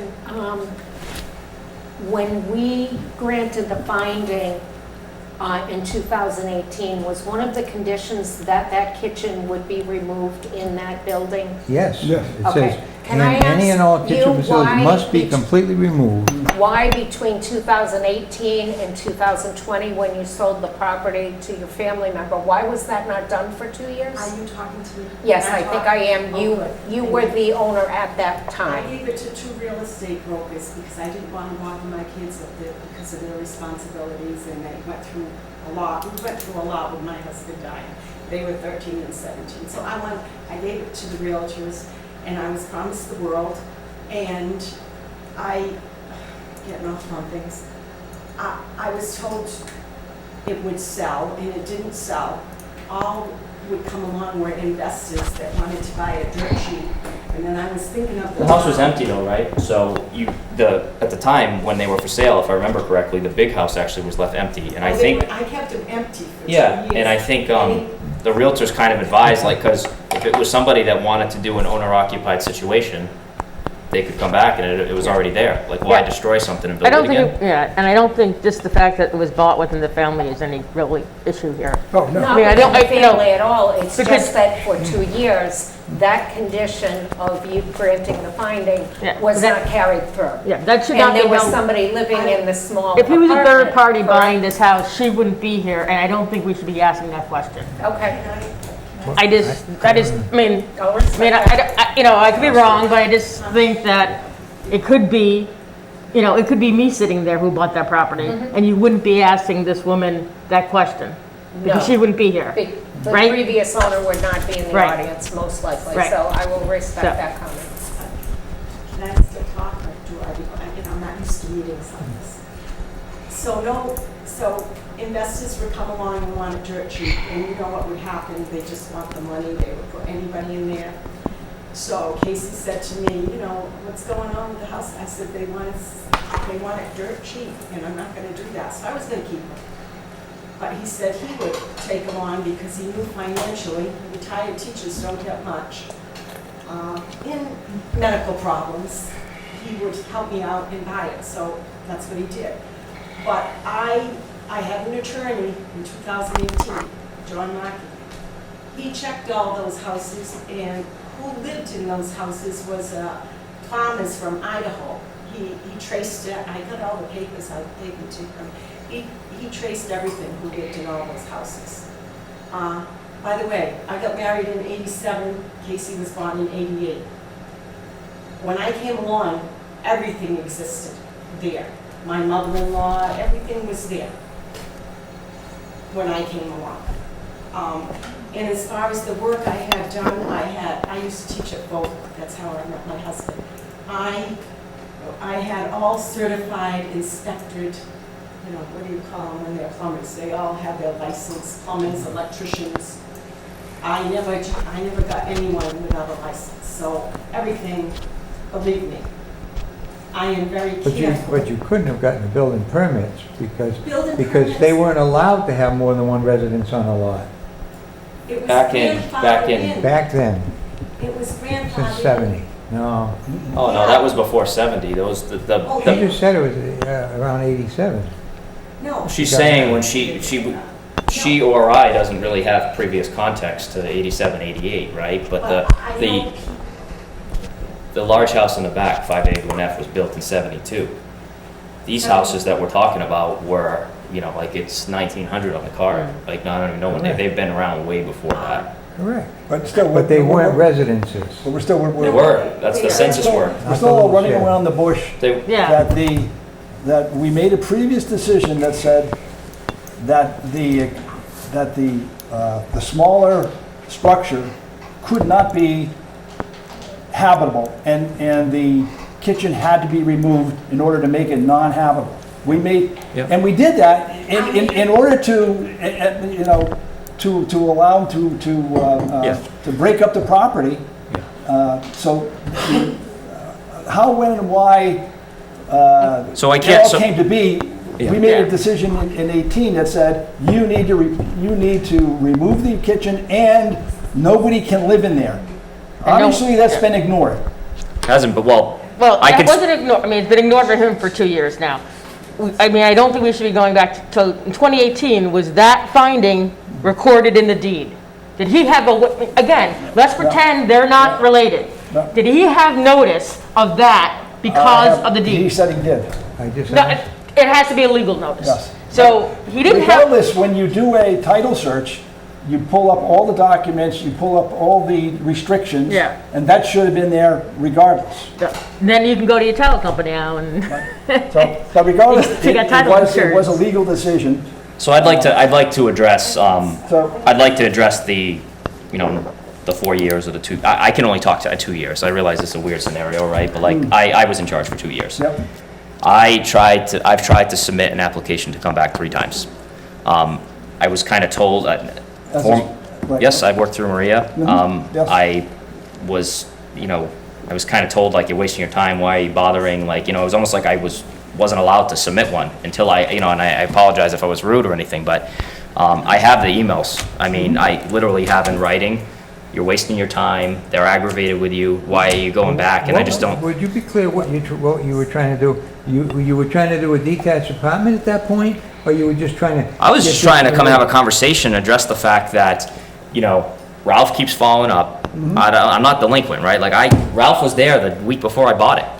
And he said, you gotta do something about this, right? Like, I'm not claiming I don't know what you read, it was there. Like, legally, it's all that. I know about it. I'm not pleading ignorance at all. I made an attempt to address it. I mean, we were in the middle of COVID. I couldn't have evicted the guy anyway. Like, there's some challenges there, right? Maybe why it couldn't have been done faster. But I have 2018 that this started. I didn't own it till 2020. I had no authority to do anything between 2018 and 2020, with all due respect. Like, I didn't, just because I'm related to her, I can't have that held against me. I didn't, because if I was Joe Schmo, I would have known nothing about it. Right. I tried It to was address. recorded in the registry of deeds, so this was. Yeah, but I didn't own it in 2020. That'd be like me going to your house and doing something, I didn't own it, just because I knew the person, Let's go right? from 2020, go ahead. Yeah. So I tried, and I don't have this occurrence in writing, but it was September, October of 2020. We had conversations. I tried to submit it. It just, you need to get this. It was very, I was trying to seek some guidance. I know it's not your job to give me guidance, right? But like, I just want to come have a conversation. I don't know what to call it, right? Like, I just want to address, to your point, number A or whatever it is, like, I want to address it because I bought it. I know it's there. I want to do the right thing. I submitted an application again, and it's in documentation, but I believe it was March of 21. Same thing again, it was returned to me because it was, I forget the exact terminology, it wasn't filled out correctly. As a check, I have a check that wasn't cashed, it was returned to me. And then my third attempt was, I think we started this in August, July, like it took a while, right? So I have made reasonable attempts to come back here, have a conversation. I'm not, the reason I haven't done anything with that yet is because I'm hoping you can consider what I'm asking for, and I don't want to go destroy something to build it again. So my goal was to have a conversation about this, to explain that I can meet all the requirements, except for the living there, right now anyway. And I can explain, we have kids, we've moved them schools once already. There's custody challenges with how far away I can take them from the rest of their family. And financially, you could say, well, why don't you just make it a shed and call it a day and move on? Right now, I clear about $2,000 a year off that property. I have 2 mortgages. Like, I didn't just pull the money out of the air. Like, I had to do some gymnastics to make this happen because I felt it was the right thing. But you take away I make $7,800 a year at this house, so that puts me, I'm losing $6,000 a year, whatever, just to keep this going. And by the way, I manage these myself. You go by there on a weekend, like I'm on the tractor. Like, it's not like I'm just collecting checks. Like, I do the work too to get $2,000, right? And there's going to be expenses that frankly I can't. Everything Ralph's describing to decommission it as a house, right? Like, I need to remove the kitchen. I need to take off. Like, there's a lot of expenses that I need, one-time expenses. There's increased insurance expenses. I have a mortgage on it. I have to fully insure that house, and it can't just be the regular insurance. It's got to be vacant insurance, which is 5 times as much. Like, there's a lot of hardships here. And not to mention, I'm just putting a guy out on the street. Anytime I try to rent those properties, I just put a standard for rent sign out, not like which one it is. 9 out of 10 calls, people want that. They want like just one person, they're single, whatever the story is. They want affordable, right? So, we're taking away like quality housing. I understand, is it unsafe or, well, it's been this way for 60, 70 years. Like, I'm happy Any to come. house is probably I'm happy to unsafe, come so. check it out. Ralph can check it. There's no safety issues. The fire department has been in there. They've inspected it. Like, it's, to her point, like, there's been work done. There's been permits pulled, not to build it, but electrical, plumbing, all that. Like, it's not like some dump, right? It's just, it's a unique situation. I'm just asking for consideration to just keep it as is. Like, I'm not doing anything different, right? I just want to maintain what's there. Now, do you have any idea what the requirements are for us to approve a variance? I have to demonstrate a hardship. And And it can't be and it's not financial. It's based on the property. It's based on, you need to do something because there's a ledge or there's a stream running through it, or there's something to do with the property itself.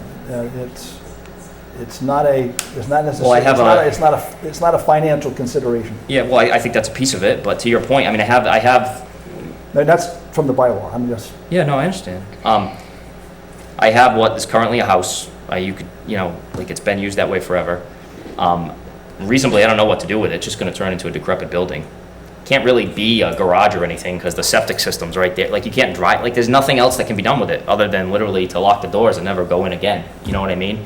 And to me, that's just an absolute shame because there's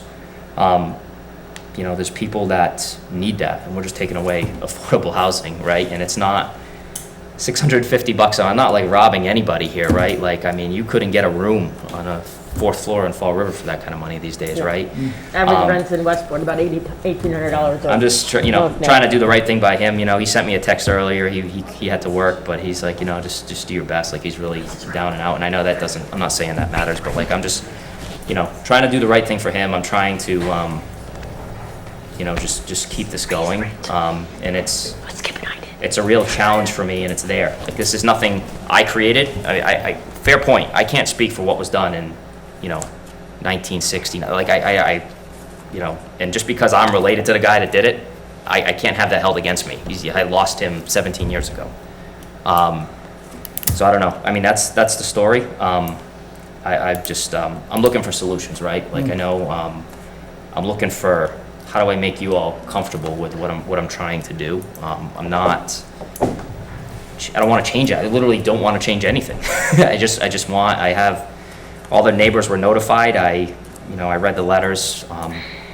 Very good relationships with everybody else, and there's no issues, right? Like, this isn't doing anything. It'll actually change what it looks like if we do something. I'm just trying to maintain status quo. Fair points, on the timing, but like I said, I personally don't own the first 2 years. I'm not trying to pass the buck, but I had no authority to do anything. But I have made reasonable attempts to address it, and, I know there's a level of frustration. I've heard that, and I apologize for that, but I have made reasonable attempts, in my opinion. any questions, any other questions? Yeah, I'll make some comments. The detached unit Yes, sir. bylaw is relatively new. It's only a number of years old. And prior to that, all we had that dealt with this situation was that we have a bylaw that there cannot be 2 residences on a single lot. And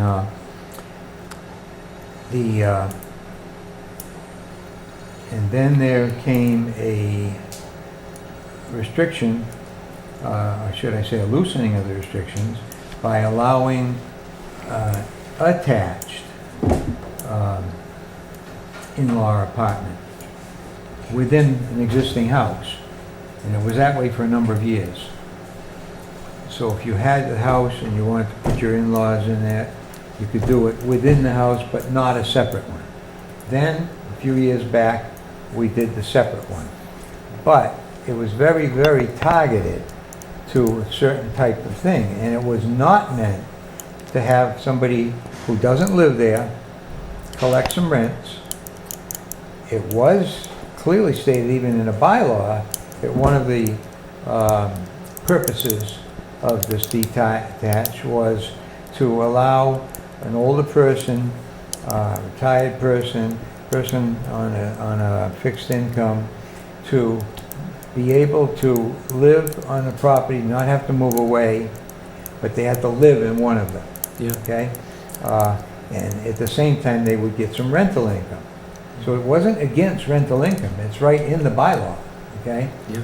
However, where the problem comes in is if we were to allow this, with you not living there on that property, then we would be completely violating that bylaw. Okay? Now, if we didn't allow that, now you're back to the original bylaw that I mentioned, not more than one residential structure on any particular lot. So that would be probably an easier one to deal with, because if in fact they were actually already on the lot, that could be considered as an argument for keeping it that way. If you can show us that it actually has been that way as a residence all those years, we haven't seen that yet, even in the last hearings.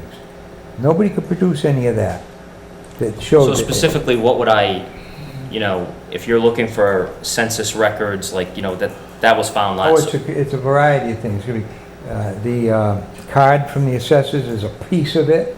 Yeah, and I have those going back. Census records, Yeah. records of whoever lived there, whether it's a family member or rented to others or whatever, going back before zoning, which depending on the area of town, it could be from in the 50s up to the 70s. So it would be that type of thing that you would need. Now, I'm not giving you advice about that because I don't know what your situation is. But I'm just saying to you that this bylaw says you must live there. And there was a specific reason why town meeting did it that way. The other bylaw that's been in existence ever since I've been involved with this board says no two residents on a single lot. But again, they did that with a purpose also, because they didn't want people coming in here building properties and renting them out, have 2 or 3 buildings on the lot as housing. So, but if you can show that prior to zoning, there were the two, it would seem to me, I'm only saying my own view of this, it would be a little more ammunition to be able to say that it already existed, it'd be a hardship to take it off and so forth. The bylaw for variances, which is what you're talking about, says it's got to be to the topography, the soil conditions, the topography. I believe the word structure is in there. So you'd have to look at all of that. But that would be a potential other way. I don't know what the board plans to do with this, but. Well, but, really I think the main issue is we have a bylaw that says specifically Correct. he has to live in one. And I remember the town meeting where this was done. Yeah. And it was done for very specific reasons. It was Yeah. done because the reason why we allowed accessories apartment was to be able to keep your family there. When your father or mother gets older, they have a place that they can be. If you have a disabled child or relative, it's a place where they can live. It provides the homeowner with extra income. And those were the reasons why the town accepted this as the zoning change back 5-6 years ago. Yeah. This is not. But so in reality, we're talking about apples when we really should be talking about oranges. Because in reality, this is not an accessory building because it was there before, an accessory unit because it was there well before this 6 years ago and we have this new zoning bylaw, right? So therefore, he's before that. As far as anything. But we can, to your point, I can easily, Right. So we if- can easily furnish that to So make you feel comfortable. let's just assume for intents, for the purposes that this has always been a dwelling for as long as we have all been alive, right? Then it's always been a dwelling, and therefore then we got to go for the zoning back there and not call it an accessory dwelling. We have to just call it that this happens to be one of many, I think, in Westport that have more than one building, residences on their property. Because it was before zoning about not having more than 2 residences, before we had the lot size restriction and things like that. So I think what we need to go back, I think you're right, Jerry, he needs to provide us evidence that prior to the zoning changes where you could only have 1 residence on 1 piece of property, that people were living in there, right? But I don't think that's all my Yeah, problem about this. but we're not talking about rentals at this time.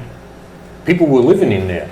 Our bylaw pretty much says we can't have an accessory apartment Somebody has to be living, one of the owners has to be live in, there. But I think they. occupy one of the buildings. Yeah, but I think he has proof that over time, it wasn't people who owned that property that were living in there. It's always been, But that's still not the reason for a special permit. That would be a whole different, well, that's what I mean. It's a whole different situation. I think that's where, I think that's what we're talking about. this may not be appropriate. Right. That would Exactly. be something else. Or That maybe- would be the other bylaw with not more Right. than two. As I said, when I think we're talking about apples when we should be Right. talking about oranges, I think I think you need an attorney to figure this out because, you know, if it truly was always dwellings of people always renting it, and it sounded like there was some Idaho man from a potato farmer who had moved up there, then we can't fault them, right? Because there wasn't even this thing called accessory dwellings back then. So I think, I mean, I don't know enough to say what he needs, but I think there has to be a way that it can be done legally. If what he says is true about it always being Yeah, I'm not even multiple sure things. if a finding would be appropriate in this manner. Yeah, and I don't know what, again, I don't know what it It would be a variance to the other bylaw To the other about two bylaw. residences on Yeah. one lot. Just because it happens to be a small building, doesn't necessarily put it into this Right, exactly. You category just of have- a yeah. detached in-law apartment. Yeah. But the thing of it is, I think we'd have a hard time defending going against the bylaw for detached. Oh, yeah. Saying that they Yeah, don't I have have a to problem, live I would have a problem with That saying would that we be a should big allow them to have an problem. accessory dwelling unit without them living there. But I think there probably is a legal solution, It's well just- beyond it's- our means. It's just not this one. yeah, well beyond what, or even our expertise, I mean, So what you need to do is get a lawyer, yeah. because we can't advise you of, we can only make a decision on your petition. We certainly can't tell you, really, you need to go, I mean, it could be a No, finding. I totally get that, It but I could be think a- I it- appreciate the dialogue, right? Like not to get the hell out of here, but like, we're trying to get to a solution. And, no, sorry, I'm just being candid. Like yeah, this is confusing, I could select them all, we talked about it, we debated what he is, so, it's a unique situation, so I Yeah, it was I a hear you on family the- camp, right? Yeah, I mean, that's it's what it just- was, and there's plenty of them in town, I mean, Yeah, so, I mean, I think I get the, and I can consult an expert, right? But I get the gist of what you're saying, right? Like, it's a pre-existing, two houses on one lot. I can easily prove that based on the stuff you, the Idaho, all that's like, we already found all that, right? So like, I had to call these people in Idaho to have a yeah, I remember that, so. And want to know, I belong to the Westport Ladies Group, and all along, I'm not going to mention her name, you would know her. She kept talking about that property years back, and I'd say, my husband died, I'm trying to bring up the kids, teach school in New Bedford. I really don't care, let me get through my day. And she'd bring up all these things about that property. And finally, when I was going to sell the property, I tried. I said, oh, I better go listen to so-and-so on the property. And that's how that's how I got the name of the people in Idaho. And I gave you those papers, Casey, didn't I, or are they at home? The name of the people that have the farm in Idaho. And they had to do an affidavit to John Markey. And they said everything about that property, A, B, and C. Did they do that affidavit? Yeah, Yes, I remember And they they did. were living in the shed? I don't I thought know they if were living in the other They house. might have lived in B, Yeah, that's what okay? I'm But they saying. used to do something with C, the shed. They knew all about that shed. Exactly, shed. No, it was. Well, we're calling it a shed, but it wasn't used as a shed, it was Believe used, me. yeah. We call things the shed. There was a fisherman that lived in that house a long time. He moved out because I had to raise the rent. It was like $200. Believe me, we ain't making much on that property. It's just, I want to keep it nice. So he moved out to Main Road on his boat. He has a fishing boat. I see his truck around town. He's probably still there. He was there for 20 years. Matter of fact, when he left, I had to fix that place. And I spent a lot of money, my teaching money to fix that, and it's so cute. It's so cute. And But I feel pretty confident we can, like, I'm 34 and people have lived there my whole life. I could tell you that with 100% confidence. We got leases, I could provide that lickety split, right? I haven't looked at the Idaho stuff in a while, I remember that, but I'm pretty confident I can prove I that think it one was. of the first things you'd need to do, and again, seeking an attorney, but it would be to determine when zoning came into effect in that specific Right, because there area. are a couple of dates. There are a couple different There's the dates. mid-'70s and the mid-'50s. Right, mid-50s, like 57-ish, 74? and yeah, and 70-something, so, Is that in the bylaw? Like, I mean, No, well, yeah. I don't know. It's hard to read. Yeah. It'll be annotated about when it got changed, but again, Yeah, that's it's why very hard- you very really need difficult to to read. get An an attorney who would knows want how to do Right. this. So, but again, that's not really subject for this hearing. No, no, I think what I'm hearing is I need to, go a different direction. you know, take a different angle on this and come back for consideration.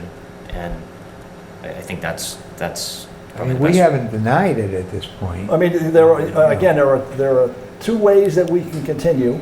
Yeah, Again, we can continue with this, and then we can close the hearing and take a vote, or you can just withdraw, and if you withdraw without prejudice, you can always reapply, anytime.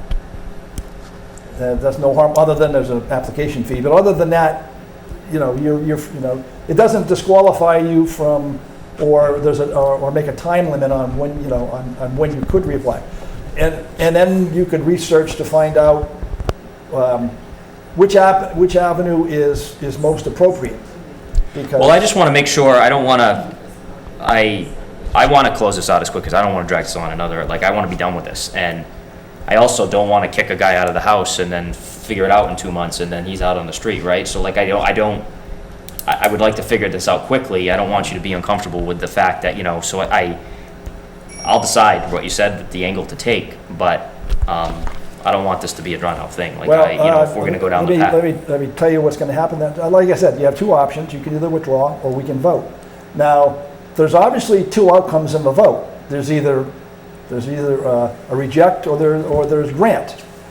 If we reject, that means you need to kick them out. If we grant, then you're fine. So, like I said, you have the three options. You can withdraw to look to see if there's a better avenue than the special permit for, which requires a variance, very specific variance. The town was very, very specific in saying we want the homeowner to be there, and that's what we would be. So actually, there's two votes that we would have to take today if we were to vote, and it requires 4 of the 5 to pass on each vote. This is not a majority. This is called a supermajority. It requires 4 of the 5 of us granting it. One of them is the variance. So first we would vote on a variance, and if that was rejected, then the special permit doesn't make any difference because we can't move forward. If the variance was granted, in other words, 4 out of the 5 of us grant the variance, then we would have to vote on the special permit and also get 4 out of 5 on the special permit. So that's the process that we would go forward with. Yeah. Well, it sounds like from the deliberation that I need to go find some oranges and not talk about apples. So I don't think I think that's what I'm hearing. It doesn't sound like you're comfortable with it as is, but I think there's some more work to be done. So I just want you to know. So I think I want to withdraw it, and get back as soon as reasonably we can make it happen. So if you request to withdraw, and you're going to have to write this down. That's fine. Because you have to withdraw without prejudice. If you just withdraw, there's a 2-year time limit. You can't do anything for 2 years. Okay. So, and again, we have to approve the request to withdraw. But so you write down, I request to withdraw. Do you want to dictate it? Maria has a pad of paper there. We should have this typed up, really. It's the easiest way. Okay. Did you want to finish what you're saying though? Yeah, you just say, I request to withdraw my permit for my application for a special permit for an accessory apartment. Just what essentially your notification here. Okay. I didn't know if you were saying something. It's all in that little paragraph. I request to You withdraw. want me to write the whole paragraph? No, just the handwriting. part that says, I request to withdraw the request for a special permit for an accessory apartment and withdraw the request for a variance without prejudice.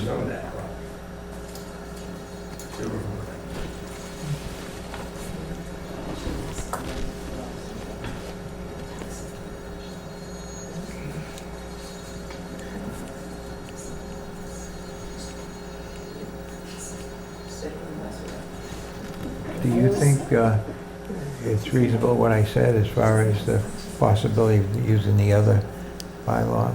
Well, I mean, that's what, the lawyer can look at and say, well, maybe it's a use finding. Yeah, maybe the other lawyer. Because they can look at it and say, if this is a pre-existing, non-conforming use, that's that's what a lawyer could tell them. Here's where you fit the best in our bylaws. But not under the detached. But not No. under detached, There's because no way it's gonna- specifically, and you have to date and sign it. There's no way it's gonna, no. I mean, it doesn't fit under special How many permit. acres is this We property? specifically don't allow it.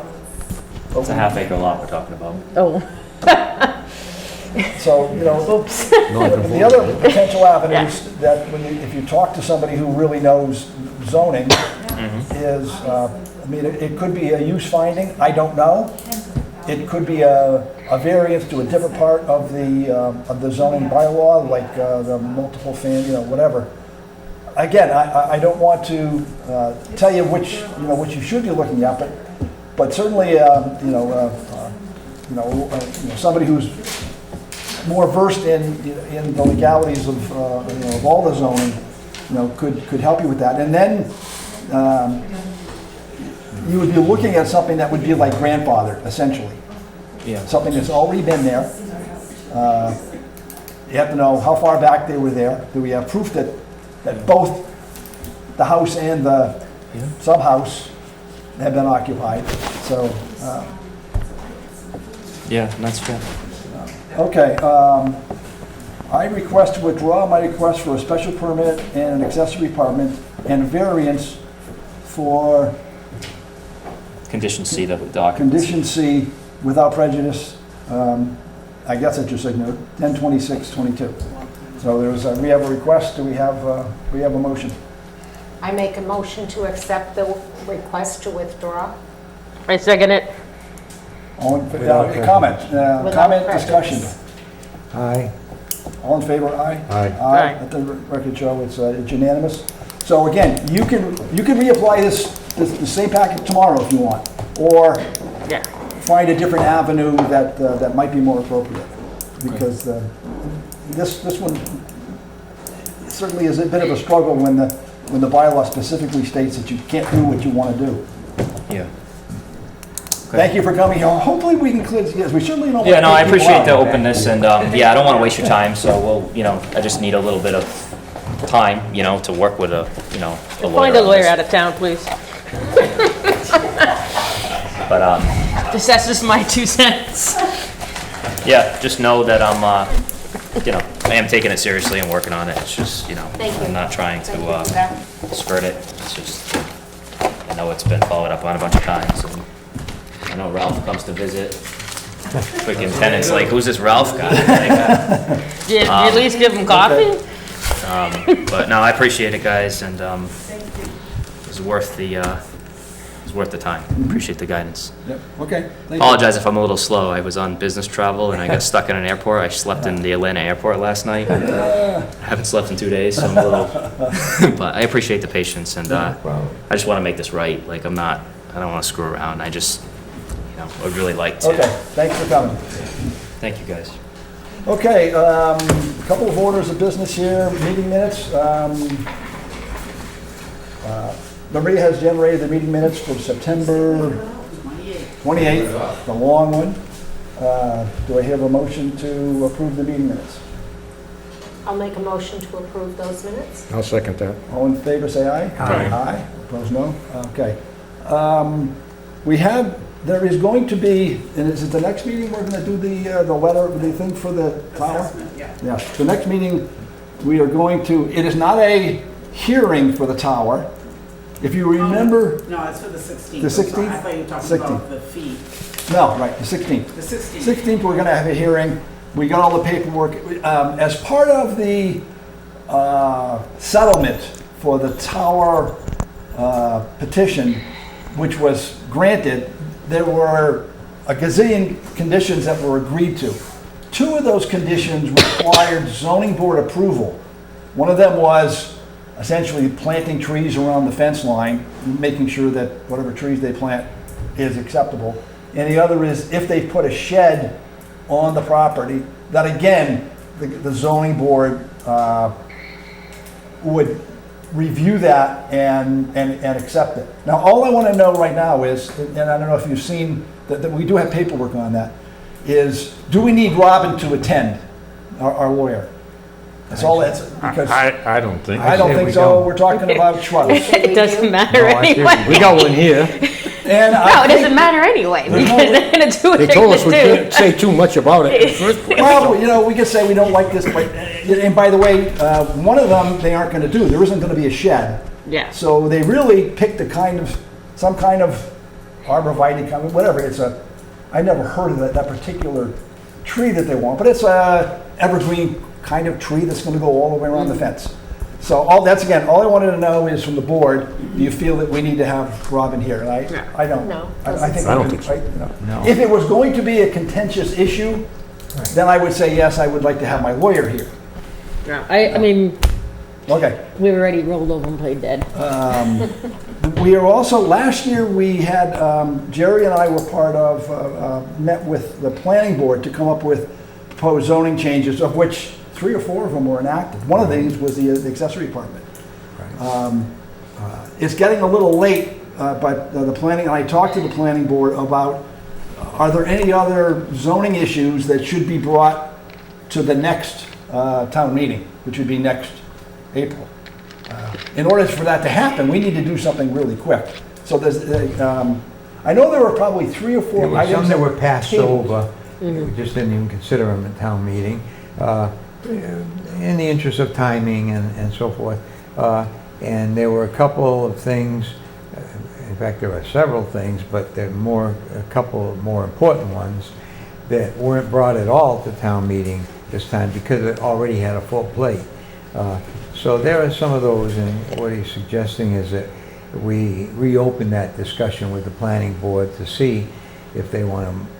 I think the planning board has full plate this year with potential rezoning of Route 6 and some other issues that they're dealing with. So, and they have a brand new planner that's got to get his feet wet and so forth. But we should talk with them anyway, meet with them and see what they think. If they feel they want to attack some of these, great. So what I would recommend, like I said, Jerry and I worked with the planning board last year, that we sit in on their next working meeting and identify if there are any potential. What we would do is we would revisit the list of ones that we passed over to see if there were any of those that we thought we could reasonably tackle in the next town meeting. Something like Airbnb, way too complex. We don't have enough time. And we don't But got, and we're gonna need about It 10 will routes take if we way do too much that. time. But there are other potential things like signs, or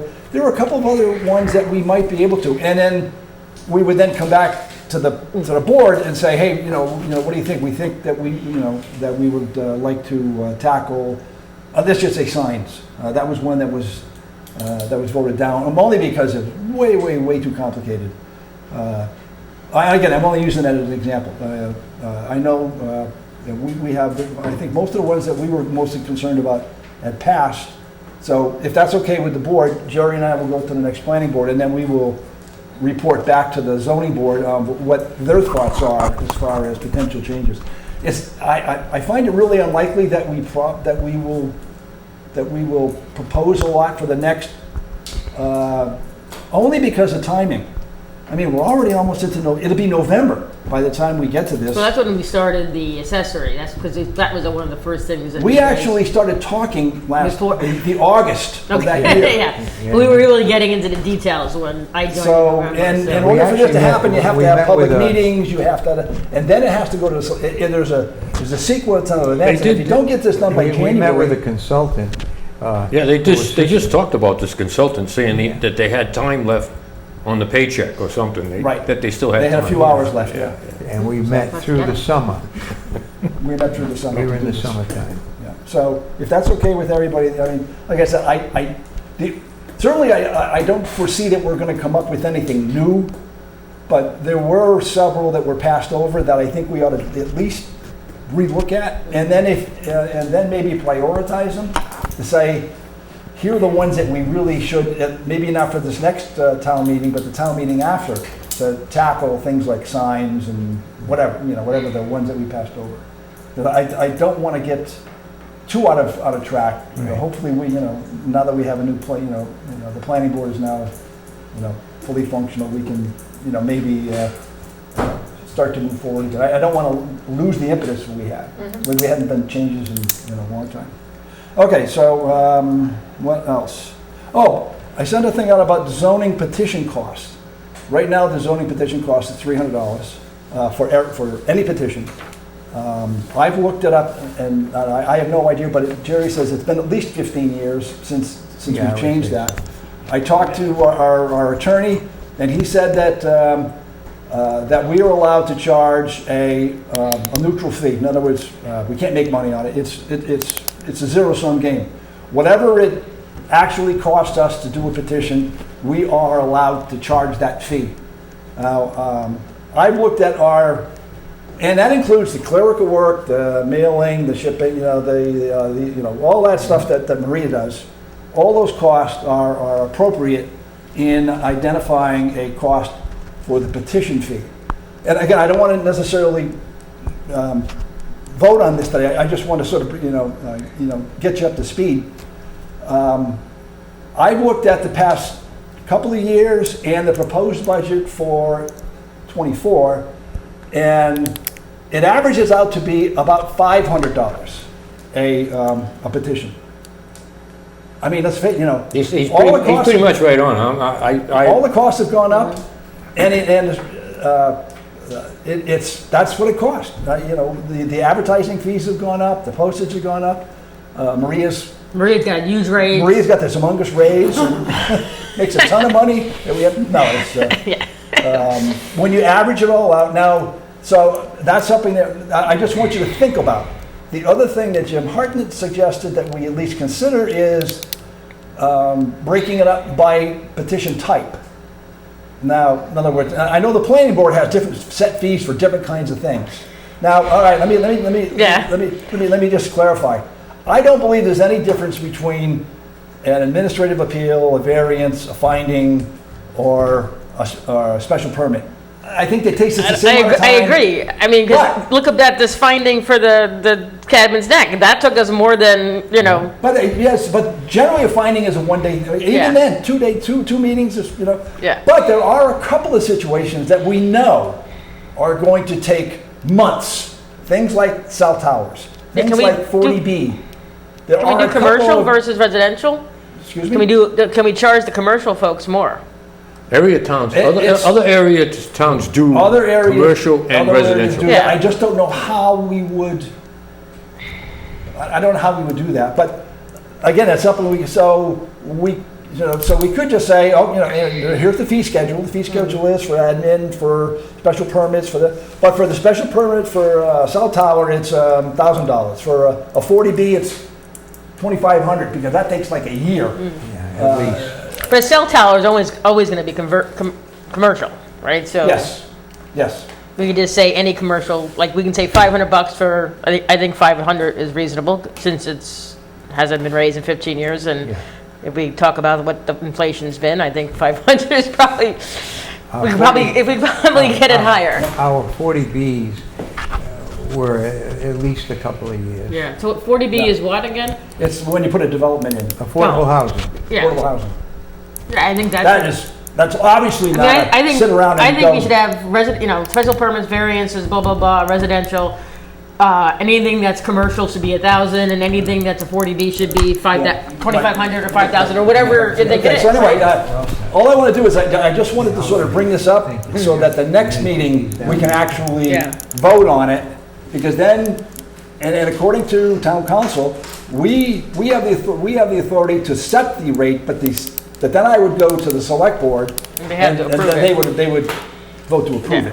it. The only question that I had on that communication was, I was always under the impression that any board or department that wanted to raise fees, change fees, had to have a public hearing. Not just a Yes. meeting, Okay. but that was never, Well, this is, Written- it is public. It would be no, public. no, hearing, Okay.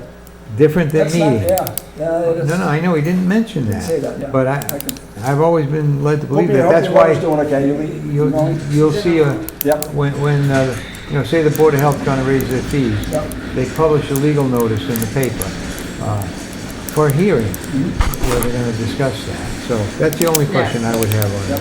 that. Okay. I mean, we gotta get our costs. I mean, the town's Well, hey, bleeding, look, right? just in, I only looked at 2 years. Roger has this year's, which is even more. Yeah, But just the difference in expenses went from an average application, that just the expenses, not the fees or anything else, Yeah. went from 100 to 128, Yeah. from 21 to 22. And it's probably even bigger than that now. We probably got an 8% across the board Yeah, inflation yeah. rate. I mean, everything else, like, everything else is going up, you know? Milk's gone up, eggs has gone up, you know? It's unfortunate, but anything you know, I worry that, okay, maybe then people can afford it, but everything they're asking is actually they're spending money to do anyway, right? So they just gotta factor it into the cost of construction or whatever they're, Yep. Okay, so anyway, and we'll talk about that on in the next. Any other? You're up, Bob. And I will make oh, yes, a Barbara. motion to adjourn this meeting. I'm second that. All in favor? Aye.